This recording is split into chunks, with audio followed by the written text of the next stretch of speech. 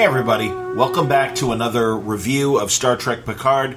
This is about episode 6 and 7. John Suntress here. Franco will be joining me in a second, but because we didn't have letters last week, and also that we missed last week because of C2E2, it's a combined episode where we talk about 6 and 7. But I immediately started getting responses about what everybody thought of episode 7, and I wanted to share a few of these, and we'll give you more next week as we talk further about the show, and I'm sure after I watch it a third time, I'll have more detailed thoughts on episode 7. But David Ace Gutierrez says that episode 7 was Picard's version of the episode Family from Next Generation. I would agree on that. Tim Davis said Riker got fat. Yeah, he did. David Aylis says Frakes and especially Sirtis were great here. I love their scenes. Genuinely teared up when Troy, upon seeing Picard, expressed concern for him. Everything else not related to Riker and Troy was the usual nonsense and haphazard plotting. Again, I agree. John Lehman loved it. John Price, who's a great critic of Star Trek Picard and Discovery, says Alison Pill is acting her ass off in this show, and I appreciate it. Mitch Halleck of Terrificon says he's waiting for Riker's Brick Oven Pizza franchise to open up at Quark's. My buddy Dwayne Burkhardt says he thought it was awesome. Seeing Frakes and Sirtis in these roles again, I thought everything about their moments were great, and I wanted more. Lulu Wilson, though, absolutely blew me away as Kestra. Welcome to Star Trek, young lady. Regarding the episode, I'm annoyed as hell that they killed off Hugh. It was also dramatically unnecessary, but I'm really looking forward to next week's episode, 7 of 9 returning, and I like the Picard version of her character even more than I like the Voyager version. Stephen Commander says, couldn't have said it better. You had everything I wanted to say about it. Larry Young, old fat domesticated Riker, the former pussy slayer of Risa, wearing an apron and yelling at the kids to get off his lawn is the best thing ever out of this dopey show, and I love it for obvious reasons. I guess Larry relates to old domesticated Riker. Matt Putnam says, I really enjoyed it. It was cool hearing Dad Riker go into Starfleet mode, arming all the house's security systems. I think they really just let the three characters take over. Without giving the fans what they want, they gave me what I wanted, if that makes sense. Now, I understand what you're saying, Matt. Cully Hamner, he and I talked a lot about Picard over the weekend at C2E2. He says, I felt these three characters together kind of saved it. The pacing and writing is still, in my opinion, on the weak side, but it's amazing how much Stewart seems more like Picard, the Picard I remember, in the presence of Frakes and Sirtis. Their scenes together were really cool. One gripe, who made the call to put Riker in what was basically a bell-shaped housecoat for that episode? Frakes is heavy. He's a heavy, thick dude these days, but they could have dressed him in a more slimming wardrobe. And then he showed a picture of Jonathan Frakes from a convention around the time they shot Picard. David Hayles also says it speaks volumes about Picard that I'd rather watch a grieving Troy and an old man Orson Welles-esque Riker making pizza than a sci-fi yarn around a Borg cube with those new characters. I should be feeling more when Legolas gets trapped on the cube, but was absolutely unconcerned for his well-being. The kid was great here, though. Kestra? So yeah, he really enjoyed Riker and Troy's daughter. Chris Erickson says another episode that took the series no further than anywhere before it. Henry Bernstein says, incredible, I love the show so much, the love between the three of them felt real, not scripted, especially that grown-up hug and kiss at the end. Speaking of real, what Riker and Deanna have been through felt that way too. I gotta be honest, I think the son thing was unnecessary and shoehorned in for, guess what, they've had some sadness in their life too. Whatever. I mean, again, like Franco says later in the conversation, are we ever going to see this kid, or is that going to develop in anything? Probably not. That's my guess. Mario Tiemberg says, best episode of the series so far. And then James Wojal says, adding some much-needed grounding and heart. Fair enough, man. So that's what the people are thinking. Now let's cut to Franco and I, and we'll give you our thoughts not only about Episode 7, but last week's Episode 6. So here it is now on Word Balloon and the Oh Yeah podcast.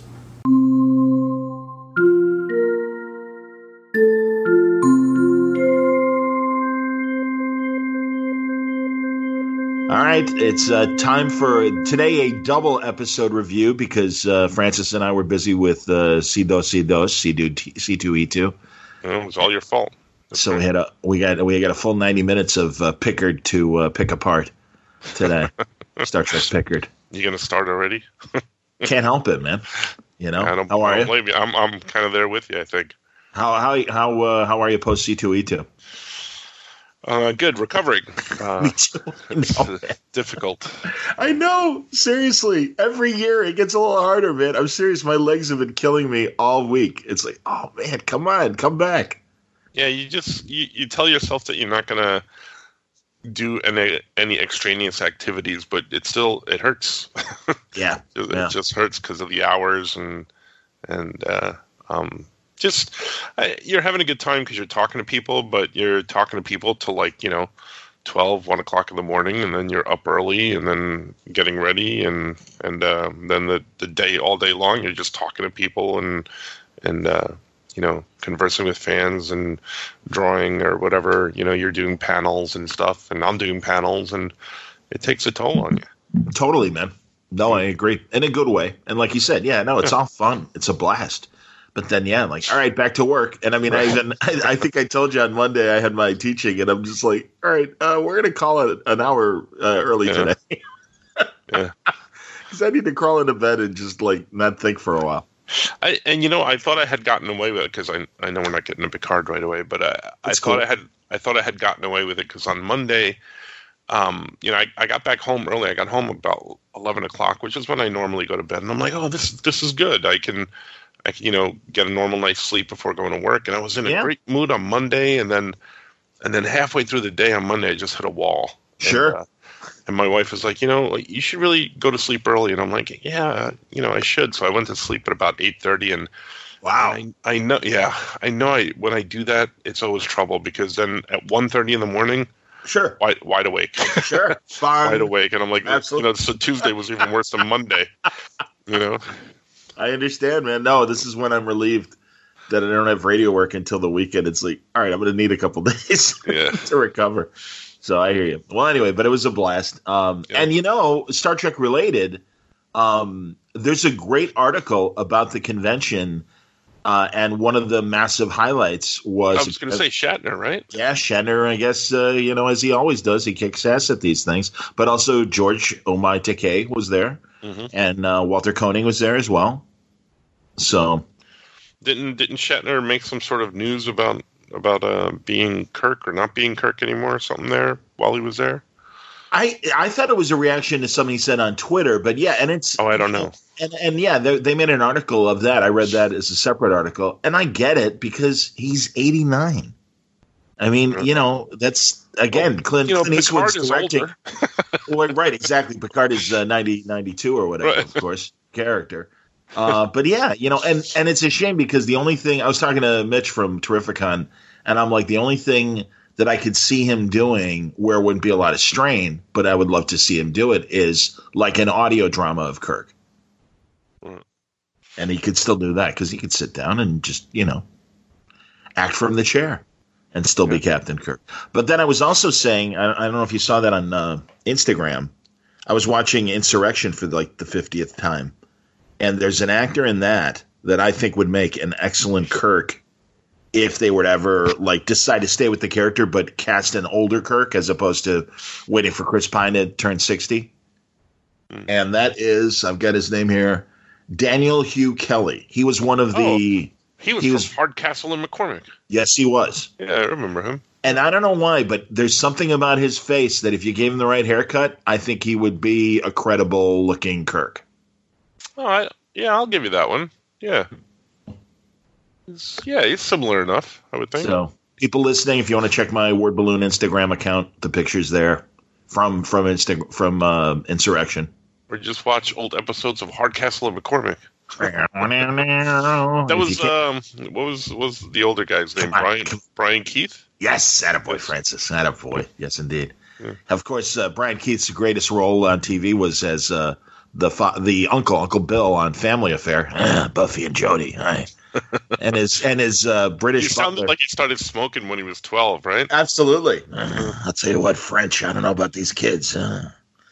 And Mr. French, the Sebastian Cabot, the quintessential British butler at the same time as Alfred on Batman 66. Mr. French was doing it. Hello, sir. Big heavyset guy. He was the narrator of now we're way off Star Trek. He was the narrator of the Winnie the Pooh Disney movies. Right. He was the original Mr. Belvedere. Yes, Wesley. Not to be confused with Shut Up, Wesley. Well, we're all over the place again. Mr. Belvedere. Mm-hmm. That show. Jesus. But Bob Uecker classic. Come on. I was going to say, gave Bob Uecker a check. I'm totally fine with that show. Wesley. I actually liked that show. So good. Did you really? I did. I would watch it all the time. Gilbert Gottfried tells a story about Mr. Belvedere that Christopher, whatever his name was, had an accident that he sat on his balls the wrong way and had to go to the emergency room. Wow. How long were they hanging? Jeez. I don't know, man, but it's an old man condition. I mean, I've certainly done it where it's hurt. I've been in pain, but not to the point where I need to go to the ER for it. Well, I've never done. I've bit my lip a few times, but I've never sat on my my boys. So hey, what's the matter, buddy? Bob Uecker. Oh man, those balls are really low and outside. Just a bit outside. All right, enough. Okay, sorry. That was good. That was fine. All right, back to Star Trek Picard. So let's start with episode 6. Last week's episode. Mm-hmm. All right, so they get to the Borg cube, and Raffi's got to call in and kind of fake Picard's credentials and stuff, which that's fine, whatever. Because she's drunk too, right? Or high? Yeah. Does it? Well, yeah, that whole thing. Good Lord. I know. Raffi's got to hold her shit together while she's talking to the Admiral and stuff. And it's great so that she finishes the call, and they're all applauding. Yeah. And she half collapses, grabs the bottle, get me back to my bed. Ah! Right. Whatever. And that's fine, and I'm cool with it. I mean, that's your classic, hey, old buddy, can you do me a solid? Okay, right. But never call me again. Whatever. Yeah. I mean, that I don't mind that. That's okay. Where I am like, come on, is Picard beams over to the Borg cube, and it's like this desolate portion of the cube. There are no Romulans to meet him. Now, obviously, they got word that he was coming over, and I'm sorry, again, I don't buy that. I don't buy that some sort of Romulan detail would have been there to welcome him either as a BS sort of, hey, okay, that's fine, or we're really suspicious, we're going to keep our eyes on you.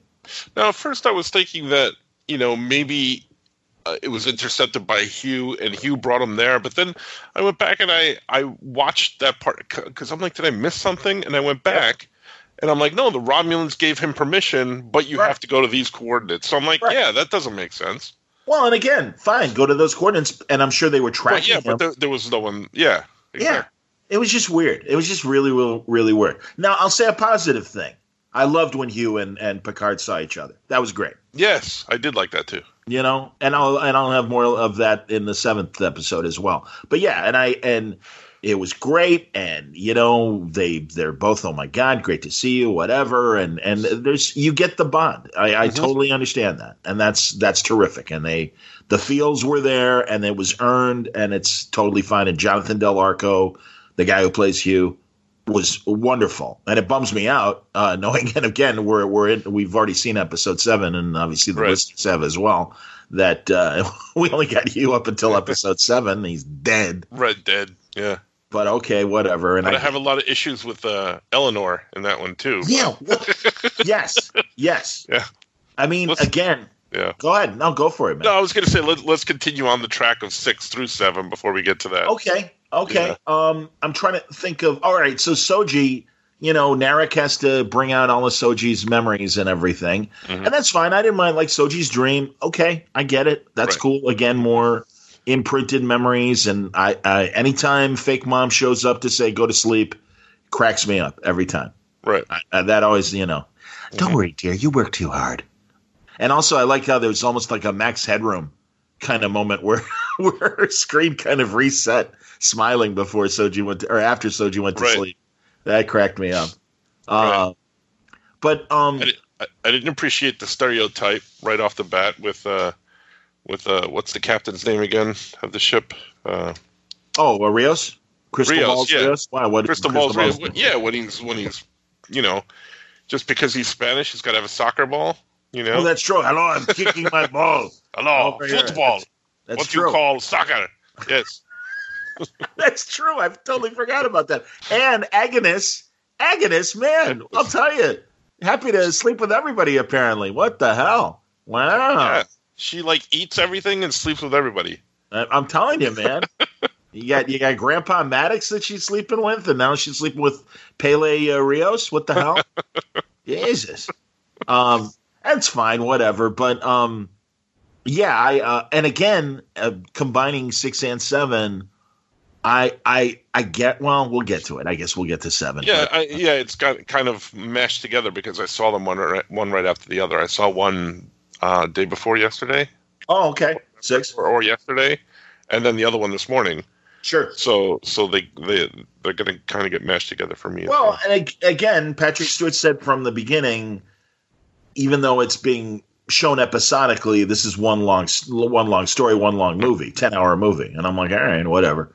But yeah, all right, good point. I'm glad you brought up the soccer ball, and again, a little romance. Hello, Agnes. Mm-hmm. Let me comfort you, Agnes. It's like, all right, man, that's cool. I like Rios. I don't know why, because again, the poor guy is being given silly shit to work with and everything. Again, it always comes down to the bad writing, but I have to say I do like Rios. I do think he's funny, and I don't know. He's the one that we know.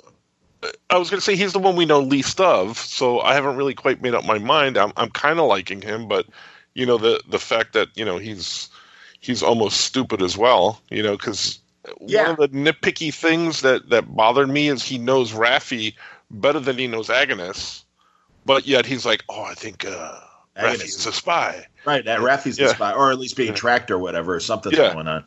Yeah, that's true. Well, he's letting his soccer balls dictate his his feelings or whatever.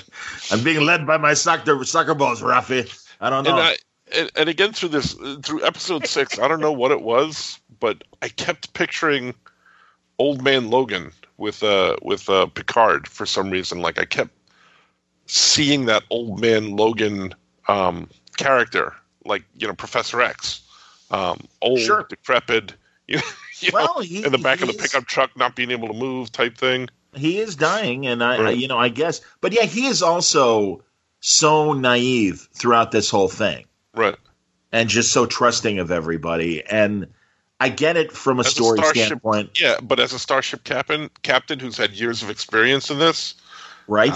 I don't buy it. Right? Yep. Yeah. I mean, that's, again, it's like, I don't know, man. I whatever. What else about 6? So yeah, let's get to Eleanor. So yeah, don't follow me on the cube. Okay, fine. I understand. Right. He's pledged to him and stuff. All right, 2 things. One, they got and by the way, this does click again with Trek continuity, that 40,000 light year transporter. They I don't know if you read up on it and stuff, but the Borg assimilated this people. I forget their name. It's from a Voyager episode, and early on where they meet these people, and we've got technology that lets us travel with this basically transporter 40,000 light years. I was going to ask about that because again, Voyager is one of the shows, is the show that I didn't watch. Okay, all of. Understood. I was going to ask about where this technology come from. All of a sudden, I was going to ask and see if you knew, and there you go, you do. Yeah, it's from the Delta Quadrant, and so it makes sense that the Borg assimilated these people after Voyager, and that Starfleet wouldn't have access to it. But now that the Borg have this, 2 things. One, this is only for the Queen so she can escape. Right. The Queen isn't an individual.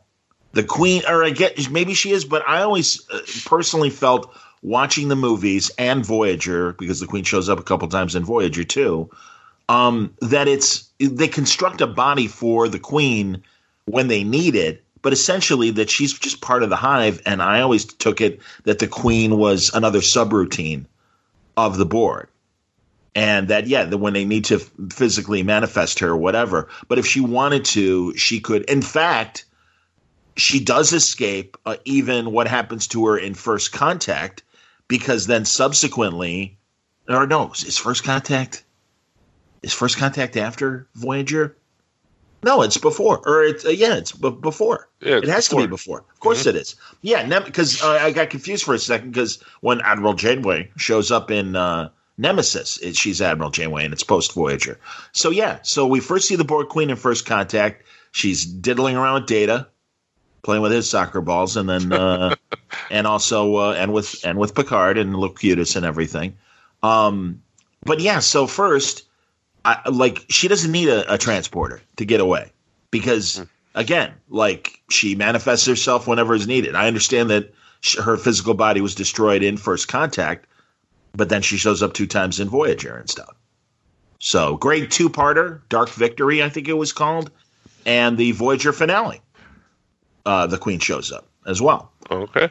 So there's that. And then secondly, now that the Borg have this technology, do they need the cubes anymore? Can't they just be at that big giant? We see in the Voyager wrap up that there's this giant, almost space station thing where the cubes leave from, where that's kind of one of the central places where the Borg are. And couldn't they have these transporters and just zip 40,000 light years to a location? Just take over everything in the galaxy through that. Yeah, and zip back. Yeah. I mean, again, it just bad writing. Doesn't make sense. It's kind of stupid. And, this is only for the Queen. Really? All right. Whatever. Again, and I don't understand why. I mean, I understood why Hugh stayed back, because, of course, he wants to protect his ex-Borg and everything. But the jig's up, so I don't know what he plans to accomplish surrounded by the Romulans and everything. So that's kind of... Right. He said I loved when he saw Picard. Yes. And that was heartwarming, because he's super loyal to Picard, because he's Absolutely. I'll do anything for you. But then he had one line. He mentioned that, a Romulan is our queen now. Our queen is a Romulan now. He said at one point, and I thought, does he mean that just in kind of conversation, these are our masters right now, or is he beholden to them, or obviously not then when he gets to episode 7 and he goes against everything. But is Rizzo, I forget her Romulan name, is she the queen now? Is she the head of all the, she seems to be, obviously. Right. She certainly seemed to be in charge of all the Romulans. Mm-hmm. I don't know. But meanwhile, Eleanor, that's fine. He saves them. That's okay. That's kind of classic action thing. Yeah, we told you to stay behind. But then, no, you go ahead. You had plenty of chances to go with. Right. Right. No, I'm going to stay behind. Why? Yeah, why? For what purpose? Yeah. Because all you are is a sore thumb surrounded by a bunch of Romulans who aren't going to like you. And, you're not going to be much help with your sword while they got a bunch of disruptors and everything. And we saw even more of that in episode 7 when he actually – I figured he was going to die there. Because it's they're surrounded. He's certainly good luck. He and you. Well, I was kind of hoping, because he was so dumb. Yeah, and that's the other thing, man. Once again, you've got 2 former Tal Shiars, Alfred and Hazel, working for you. Yeah. Back on the vineyard. No, you guys stay by. You need to feed the dog. I can't leave the dog alone. But I'm going to take this. Yeah, exactly. I'm going to take this naive warrior Romulan who knows dick. He knows nothing other than how to use his sword. He knows nothing other than his religion, obviously. But even notwithstanding all that, when they're making their escape, no, come with us. In the time it took you to argue, all of you could have went. Yeah. I mean, even Hugh. I mean, and I understand why Hugh doesn't. And I agree with you too. I would have taken Hugh as well. But again, you're loyal to his ex-Borg. I get it. Right. I get that, and he could have gotten out and fine. But why is Eleanor staying there? What possible reason is there for him to have stayed there? Because it's exciting. Not because it makes sense. Choose to live, except for me, because I'm not gonna. Right. And what about your pledge and everything? I release you from the pledge. Well, I'm still going to stay. What? Oh, I'm glad that lasted for a whole episode, that pledge. I'm glad we make commitments to each other and they hold. Again, because it's exciting. That's the only reason I can think of that this happens. And again, that's bad writing, man. I'm sorry. I don't mean to be an asshole, but so people listening to you right now saying you are too late. Exactly. Well, that's why. Honestly, at C2E2, it was very eye-opening in terms of friends that are like, I love Discovery, I love Picard, and other friends, of course, I'm disappointed. Are you kidding me? And I'll just tell you the people that agree with us. Cully Hamner, the great Cully Hamner, the co-creator of Red, the co-creator of Jaime Reyes, the new Blue Beetle, or the most recent Blue Beetle, and the great Andy Price of My Little Pony fame. So, yeah, those are the two guys in particular that I'm just like, oh, come on. And they're like, yeah, we know. We're angry too. So so that was cool.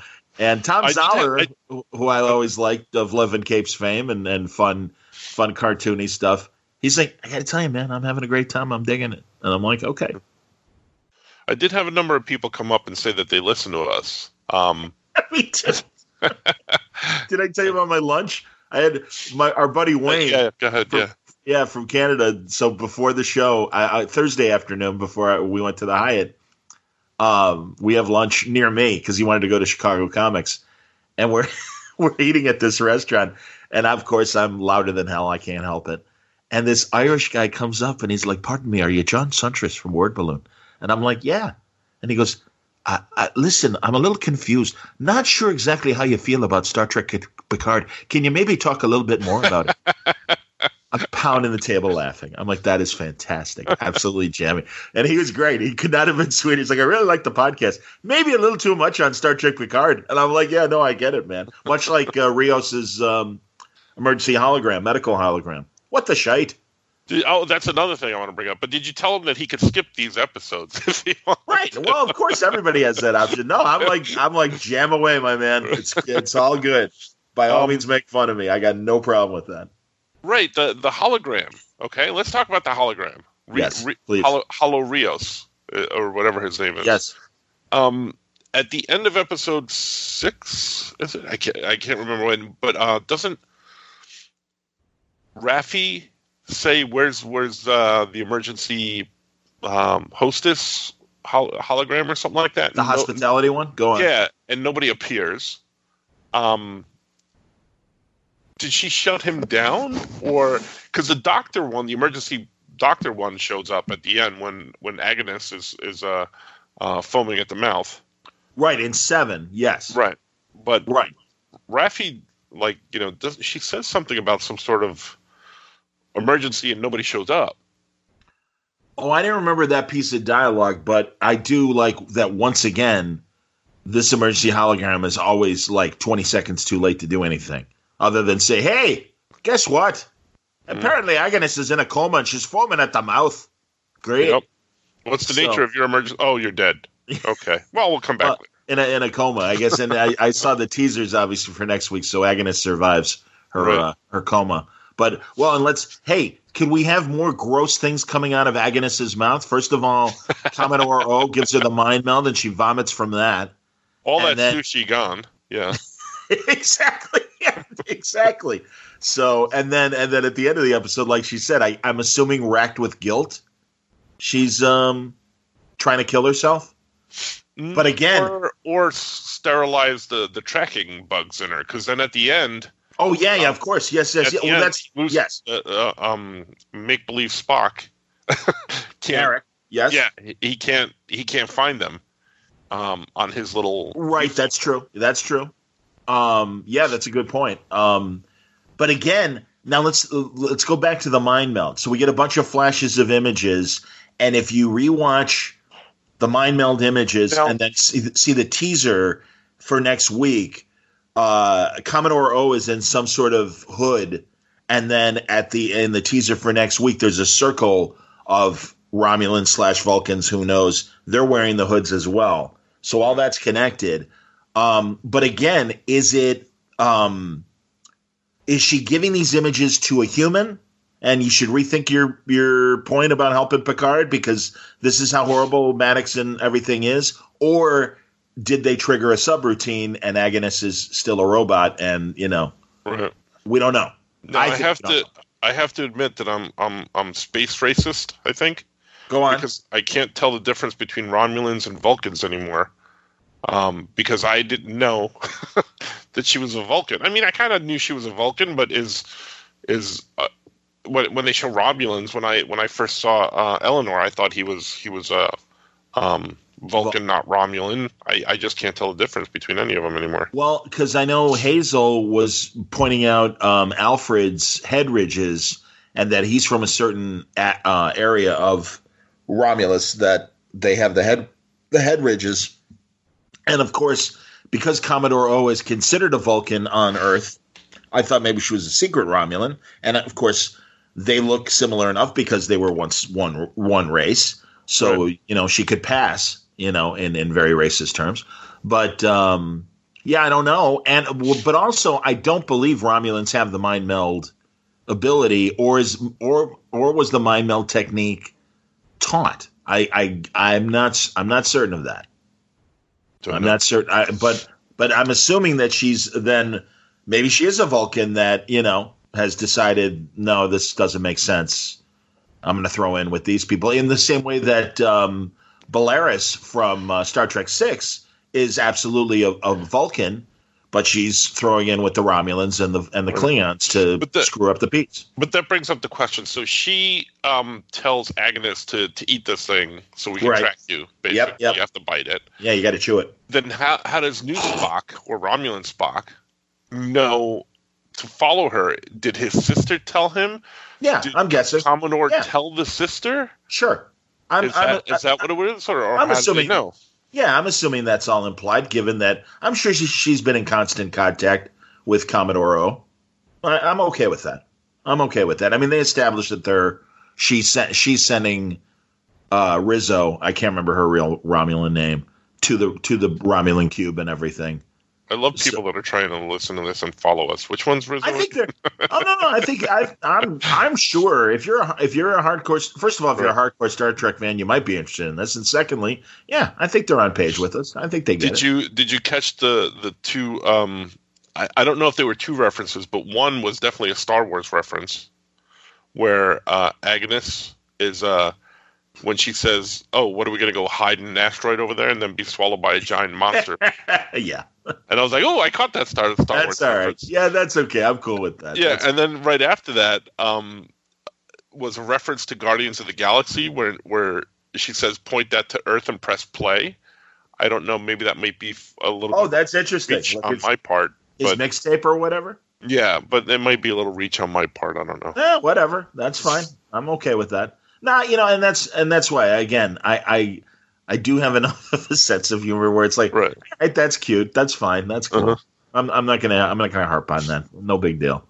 But back to 6 and the triggered memories of Soji. So all right, help me out. So they go into this room with a wooden floor on a spaceship. Right. Now maybe that's to be ceremonial and have that proper kind of look. Okay, fine.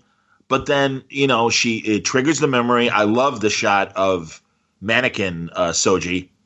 That's Pinocchio, just exactly, the wooden torso and everything. Right. That's fantastic. And she's okay. It's a planet with 2 red moons and a lot of lightning, and that ties into the. But even before that, when she is scanning the pictures, and it's 37 months old. 37 months old. Why didn't she just scan herself? Yeah. Because I don't think she wants to know and don't want to know the truth. Yeah. But yeah, I like that. I thought that was okay. That again, I can appreciate that being kind of scary and everything for her. Mm-hmm. But then, then Narek, okay, I've got my information. Let me lock you in the secret room here, and with the poison gas. Okay, and then she starts ripping up the wooden floor. Now she was triggered. And just of course, I am every time somebody says, or me, hey, there's a new episode of Star Trek Picard. I start ripping up the floor as well, absolutely. But she has a positronic brain, and yes, she has superhuman strength, but it's still a human body. She's tearing up this wooden floor. How come, no blood? There's a little blood on her head after the fact. Her hands are fine. I get splinters sharpening pencils. I don't know how the hell she's like ripping up this floor with her human hands. Something that passes as human skin, but is not. No, because they've said from the start, can a synth have, can you make it an android? I hate that synth crap. Can you make an android with a human body and put a positronic brain in it? And Agnes laughs at Picard, but obviously that's what Maddox did, and this is why Soji and Daj were able to pass for human all this time, because I like to call them Dodge and Saj. I like that too. That's very good. If they were in a vaudeville team, they would be Dodge and Saj. Yeah. Again, I get it, and that's fine. But once again, how does the human claw up the wooden floor and not have any blood or anything like that? And I know it's a little thing. You'll forgive me, but it's like, well, that it doesn't make sense. And also having a wooden floor on a spaceship. Now I realize it's within the spaceship, so it's not like, well, good thing she didn't like rip up through the wooden hull, because I don't know how that's going to work in space. But even normally and stuff, that room has got to be kind of pressurized in some way with all the traveling that they're doing, that it's not constantly just like, hey, the Romulan priest room that we do dream walking in is got a bunch of cracks again. Can you fix the wooden floor again? All right. Well, so I don't know. Even before that, when they go look for Daj, Hugh just like walks into her room, and are they all just open? I can just walk into randomly anybody's room, where they sleep and stuff like that, or he has access. I think, right? Yeah, I think A, he has access, and B, it's a Borg cube, so I don't think it was built for privacy. Hey, where's 4 of 19? He's in the bathroom. Don't bother him. Don't walk in there. So I don't think they have to worry about that. So, also, I know we're jumping around all over the place. All good. No, I think we're talking about stuff. Watching the scenes for episode 8 coming up, and 7 of 9, does she take over the Borg cube? Because it looks like she's got those tendrils or something like that hanging behind her, or was that just like from a fight or something? Oh, good. I don't know. But also, regardless, and I understand, okay, Eleanor's calling a 7 of 9 to rescue him and everything. Unless she's bringing a shit ton of Rangers with her, she's gonna just walk onto the Borg cube. I love the fight scene, or I love the scene in the bar. She can handle it. Okay, I guess. Again, we'll see how implausible that all plays out next episode. That's fine. What else before we get to the obvious and stuff? Because eventually we'll talk about Riker and Troy and their daughter and everything, and that idyllic planet. Every planet looks like Earth. Every planet looks like Earth. With the Vasquez rocks are the most exotic scene, and that is they call it because it is the Vasquez rocks of Earth. But everything else, it's like, all right, we're on this Romulan planet that we sent all the refugees to. That looks like Earth to me. All right. Hey, here's Riker and Troy's planet. It's called Pepatine or whatever the hell it was called. Nethathine or whatever. Great. Yeah, it looks like Earth. Great. Hey, look, they got a nice little house. and Mitch was, and I want to go back to compare. Mitch is like, that looks like Kirk's house from Generations from the Nexus. And it kind of did. It's my house. It used to be. Well, Riker got a good deal on it. Maybe, yeah, exactly. Hey, I saw in the Nexus, Kirk had a pretty nice place. Is that up for sale now that he's really dead? And he's under that pile of rocks on Viridian 3? I'd like to have his house. Butler! Big Great Dane. But no, again, I loved when, first, their daughter, okay, whatever. I'll get to the daughter in a second. My only eye-rolling moment. Uh-huh. What's that? Something happened to their son. Yeah, and again, a little unnecessary soap opera, but okay, whatever. Right. Well, that's my thing about bringing up things that are they going to come back to it at some point? Because I don't think they're going to be series regulars, or it's just something throwaway that they have in the background. I do love that when Riker kind of scolded Troy, he called her Imzadi. Yeah, and that was fine, but that really is kind of a whole romantic love thing, and I don't think he drops Imzadi in public like that. I think it was, at least as I always interpreted using the word Imzadi, it really was like beloved, like, wait a minute, beloved. And it's like, all right, whatever. Again, easy reference, a Pavlovian Trek kind of, oh, look, he said Imzadi. Yeah. Right. Mm-hmm. But before that, when Troy, again, and this is a good thing, when Troy first sees Picard, that was great. And when she realized, first she's like, you're in trouble. And then she touches him and realizes he's dying. Yeah. And it's all subtext, but it was great. Mm-hmm. It was great. I almost cried because she's ready to cry. And he's like, really, I'm okay. That was terrific. That reminded me of Force Awakens when Han and Leia see each other. And it's literally just, okay, here's the last 40 years between us. You know, I'm sorry. I love you. We fucked up with our son. You know, whatever. And it's just like, it was just them staring at each other, but it was this great long take of subtext between them. And I felt that the same way with Troy and Picard. And that was cool. I was good with that. And honestly, I like the way that they were portrayed in the episode. I mean, they should be this haven. And also Hugh as well. Hugh, Troy, and Riker are the only people in this show that when they first see Picard are like, hey, how are you? Yeah. Jesus, we're not, as opposed to, you fucked up my life. Right. I hate you. Mm-hmm. So, but it was fine. And everything before Enterprise or after Enterprise had to have been such a mess in his life. I guess. I mean, that Admiral hates guts. And, Raffi, Crystal or whatever her name was. I mean, everybody, Raffi hates his guts. I mean, that's what I'm saying, man. Actually, David Paymer, who played the Doctor from the Stargazer, he was happy to see him. Although, hey, guess what? You're dying. So, which I love that character, by the way. I love that whole exchange. And I love David Paymer. So that was kind of cool going back a few episodes. But no, I was, for the most part, it's fine. And, my only little eye-rolling moment was, okay, so we know that, again, this home world, air quotes, that the Romulans are looking for, 2 red moons, lightning, okay, she's discovered home.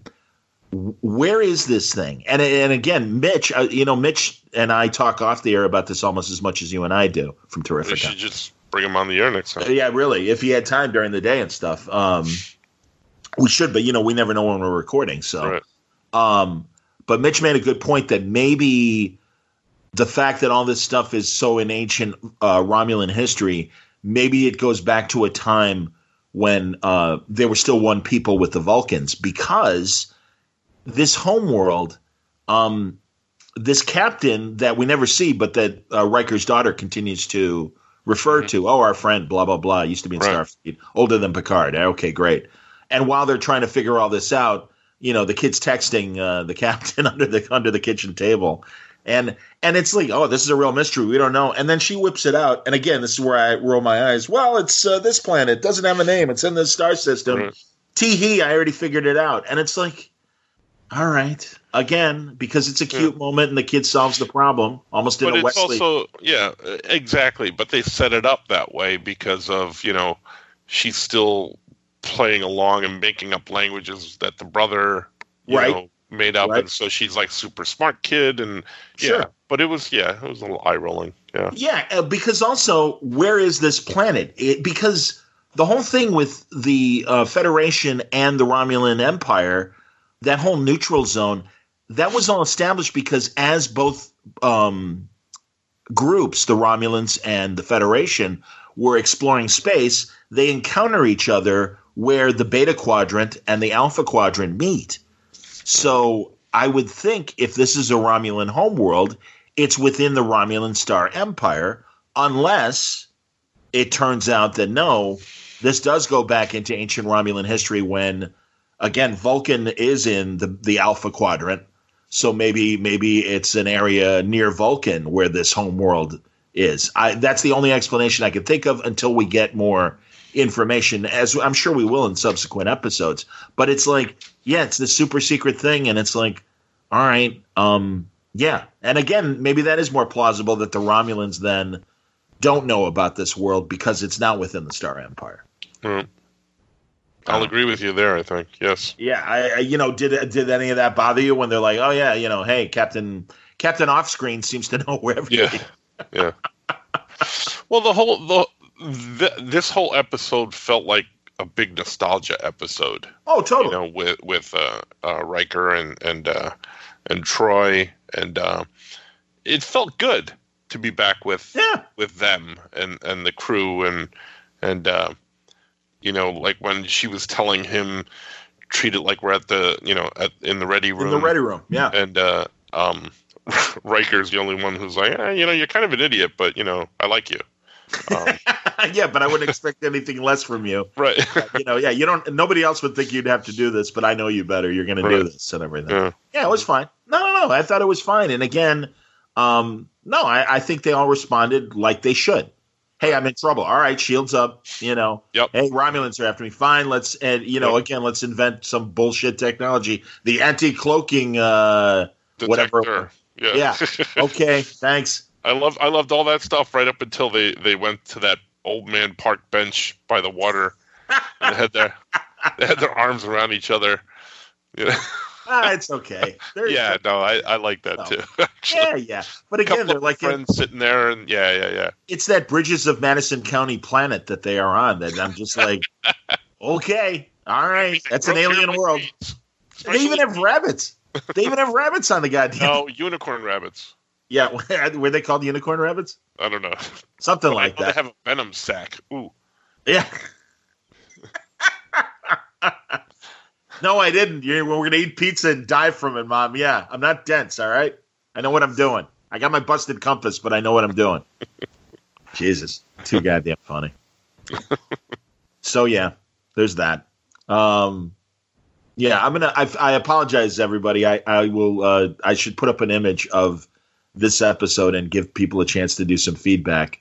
But because of C2E2, obviously we're a little disorganized beyond watching the episodes. But so yeah, I'm trying to think of any other little thing that we haven't covered. So yeah, I mean, Narek's on their asses. They do know a bit more about these planets. I assume that again they're tracking her to find the planets or whatever. Well, I think they already kind of know where they have a head start. They know where the planet is. That's why they were going to kill her. I think they're just after her to kill her, which... Well, I thought they didn't know where the planet was until she revealed her dream. Well, yeah, but then he tried to kill her. Right. But now I don't know why he's going after her. Why not just go to the planet? That was your whole purpose in the first place. Now he's going after her, and I'm kind of confused a little as to why. She's the destroyer, so I think they believe in the prophecy that hey, when she does, now that she's triggered, because they tried to kill her and weren't able to, that if she stays alive, that the prophecy might be fulfilled. I'm assuming, and again, I think they all believe in that.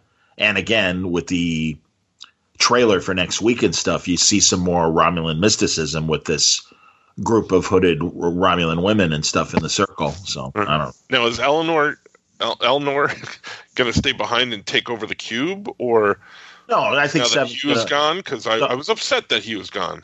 Honestly, I am too, and also the killing of all the ex-Borg and everything. I get it, and that's your classic kind of World War II thing. We need information. All right, start shooting prisoners until we get information. But that was pretty harsh, and especially after all the warm. That was, by the way, a couple other things about episode 6 that I did like. When first of all, when Picard's walking around and a few of the ex-Borg, and they're like, "Locutus," like they recognize him right away. Yeah. But also, again, and it was a nice moment when the one ex-Borg is kind of they're fixing his face as best as they can, and he feels more like a human being again, or whatever, a carbon-based life form, whatever race he was, if not Romulan, whatever, and that he's kind of crying and stuff, and that he's happy to be free of all the Borg shit and everything. I like that. I thought all that was cool. And again, that was all beautiful. And then the next episode, we kill them all. Yeah, let's mow them down. I love it. Another super, super picky thing for me is, why doesn't anybody put any railings on catwalks in outer space? Yeah. Because Picard shows up in episode 6 and he beams over, and then he starts having flashbacks. And then, all the Borg are grabbing him. It's so you won't fall down. Well, why don't you put a freaking railing up on these spacewalks? Well, because Borg, again, they're sure-footed. They're not really sentient. Or Sith Lords and Borgs, like every evil thing in the galaxy never puts up a railing. Well, they're not expecting Alec Guinness and Pat Stewart to be traipsing around their areas and stuff. It's just the old Englishmen that'll fall off the railing. Exactly. Right? I could really use a rail in this place, Luke. Man, you're right. So, yeah, poor. And again, 92, man. And again, can withstand an explosion that catapults him 50 yards away. But stairs and lack of a railing, that's a big challenge. That's a big fucking challenge. Oh, man. How come they don't put an elevator or an escalator in this place? That would be great to have a Borg escalator. Just have him just slowly, or the boy. This is mean. Boy, don't be. I'm just teasing guys, and women. But he needs the chair that goes alongside the stairway for the incredibly elderly. Well, we have a solution. Just don't fall. Yeah. Commercial. Exactly. Or there's a walk-in tub on the Borg cube as well. Thank God. And it's so funny. Mitch is like, how come Riker and Troy have all the wood burning oven and all the very low tech, Hey, Paisan, he was making pizza. Yeah, absolutely, he was. I know, with his homegrown tomatoes. Right. But yeah, he's like, how come the shower is like an old fashioned shower? I'm like, well, I'm okay with them deciding, all right, we're gonna have a low tech house and everything. That's all right. Or Riker's from Earth as well. Right. Yeah. Yeah, from Alaska, for God's sake. Exactly. He's a frontier man. Yes, absolutely, man. So, yeah, I think he's used to roughing it, and he kind of likes roughing it. But again, it is cheaper as opposed to having a sonic shower or whatever you would need to build for a 24th century bathroom. So, I don't know. But, yeah, you're right about that. I mean, they are friends with Picard, so they should have a walk-in tub. Yeah, exactly, man. It's totally true. My God. All right, so where are we? So Agnes is in a coma. She'll get out of it eventually. Right. Too much red velvet. Yep. Yeah, too much red velvet cake. Exactly. Yeah, that's the other thing. When Raffi's like, "Hey, come with me. I'm going to fix you up." I thought for sure they're going to start vaping. Well, yeah, because she goes, "Will there be cake?" Oh, yeah, there'll be cake. I thought they were going to. She was going to get her high.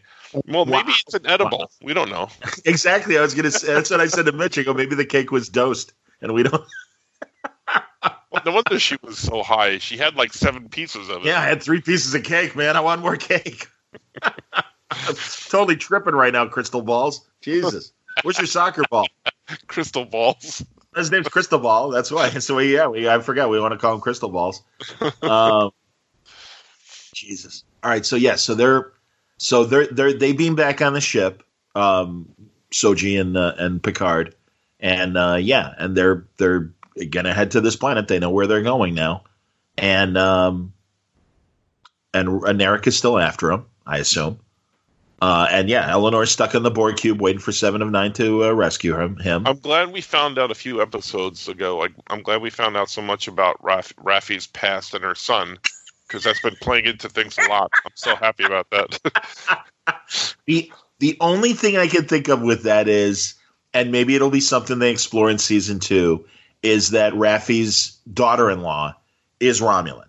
And maybe that's going to be something, because she seemed to have the ridges on her head when she was very pregnant. So as opposed to, because again, could be a Vulcan, could be a Romulan, we're just not sure. So that's the only thing I can think of, and maybe it's something that they can explore in the next season, and especially given that they've already had the green light for season 2. But we'll see. Again, other than being a terrible, life-shattering memory of, I fucked up with my son, and now I've got a granddaughter that I'm never going to know. Yeah, I can't think of anyone else that's not, that covers the whole crew and everything and what's going on. And, Yeah, Agnes is a complete mess. Eleanor is stupid. Right. Picard is dying. Raffi is high. And Crystal Ball's like soccer. And again, his holograms are always 10 seconds too late to really help. Right. Good. Right. I think we've got everything. All right, I think we've complained enough. I will post in I Like Pink and on my page, and of course, if Franco wants to share it on his page. Absolutely. So people can chime in. I do have to say I liked episode 7 a lot better than I liked episode 6. I said that at the beginning, but no. And again, like I think a lot of feels, and they earned the feels, and yes, it's great to see more former cast members all together. And I thought they were consistently written in the best way. Yeah, it's good. We should end on a positive. So yeah, it was great seeing Riker and Troy. Mm-hmm. And yeah, I think I still have a crush on Troy. Yeah, me too. Yeah. Me too. Oh no, she's great looking. Absolutely, man. I met her years ago. She was fantastic. I would love to meet her, and also just because I like, as I'm sure with Paisans with you, Greeks are always happy to meet other Greeks, and totally like, oh, fantastic. Who do you know? Whatever. I know I'm from England. I know you're from Chicago, but I bet we know a lot of the same Greeks in common. Yeah, I bet we do actually.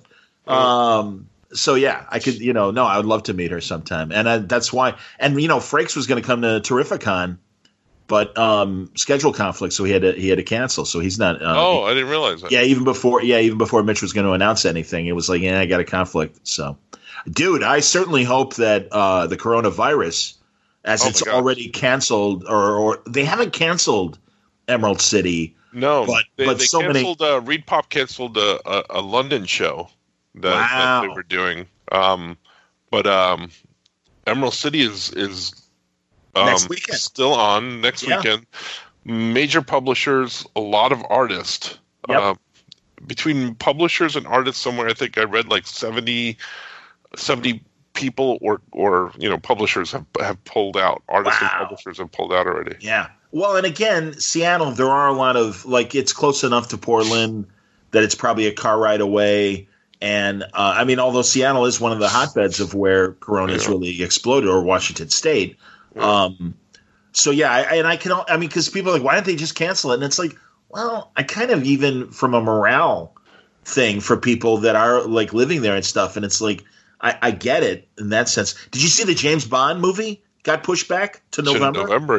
Yeah, for that obvious reason. My sister is in. My sister Penny is in the pharmaceutical business, and she helps organize international conferences and stuff like RISA for people to all get together and do stuff. And yeah, she's like, oh my God, obviously trips are canceled in conferences left and right with what's happening. Schools are closing. Here in New York, they closed down a bunch of schools already in Manhattan and stuff. Yeah, sure. So yeah, it's a shit. Oh, and also I should say, maybe we're the last McCormick Place show for a while, because this weekend they were going to have the Houseware show. And they canceled that, I heard. Yeah. Yep, 60,000 people normally come from out of town. And again, it's not just the convention, but it's the hotels and it's the restaurants and the bars. Mm-hmm. And yeah, man. So no, it's insane, and we'll see what happens as things progress.